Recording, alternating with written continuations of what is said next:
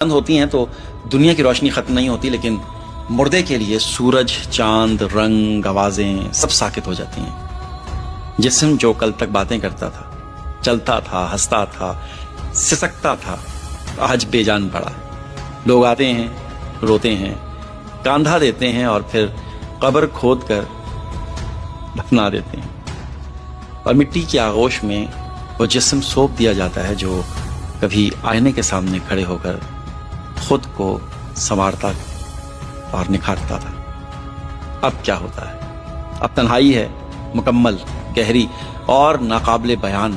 کفن کے نیچے وہ جسم جو کبھی نرم بستروں پر آرام کرتا تھا، اب مٹی کی سختی میں خاموش لیٹا ہے۔ وہ تنہائی جو دنیا کے کسی قید سے زیادہ خوفناک ہے۔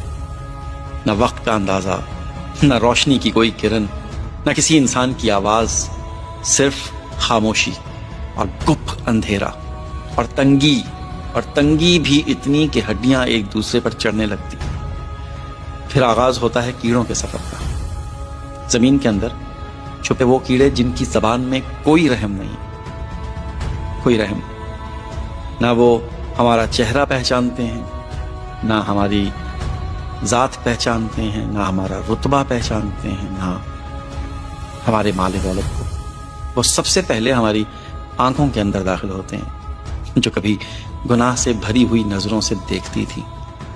پھر وہ زبان کی طرف بڑھتے ہیں، جو دنیا میں جھوٹ، غیبت، زہر اگلتی رہی۔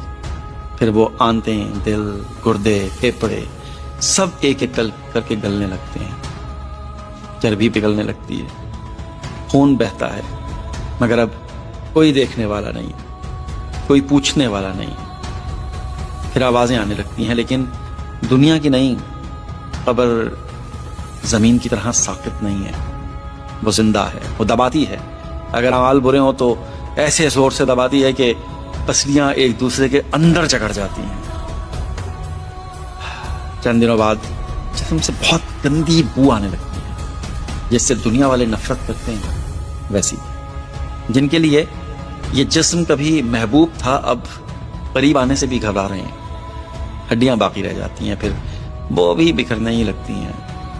آخرکار مٹی، بس مٹی۔ لیکن کہانی ختم نہیں ہوئی۔ یہ فنا، یہ سڑن، یہ بکھراؤ اللہ کی قدرت کے اگلے مرحلے کا آغاز ہے۔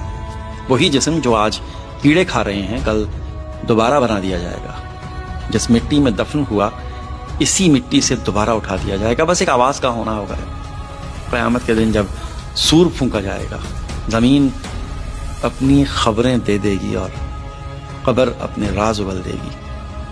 ہر جسم جو گم ہو گیا تھا پھر سے زندہ کھڑا ہو جائے گا، اپنے اعمال کے ساتھ، اپنے چہروں کے رنگ کے ساتھ۔ کسی کے چہرے روشن ہوں گے اور کسی کے چہرے سیاہ۔ جس نے تمہیں ایک بار پیدا کیا تھا، وہ دوبارہ پیدا کرنے پر بھی قادر ہے، سمجھے؟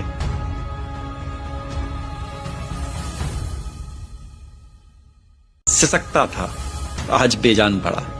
لوگ آتے ہیں، روتے ہیں، کاندھا دیتے ہیں اور پھر قبر کھود کر مرنے کے بعد دفنا دیتے ہیں، اور مٹی کی آغوش میں وہ جسم سونپ دیا جاتا ہے جو کبھی آئینے کے سامنے کھڑے ہو کر خود کو سنوارتا اور نکھارتا تھا۔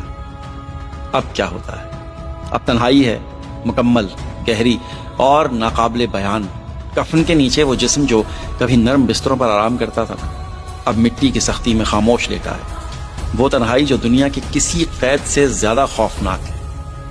نہ وقت کا اندازہ، نہ روشنی کی کوئی کرن، نہ کسی انسان کی آواز، صرف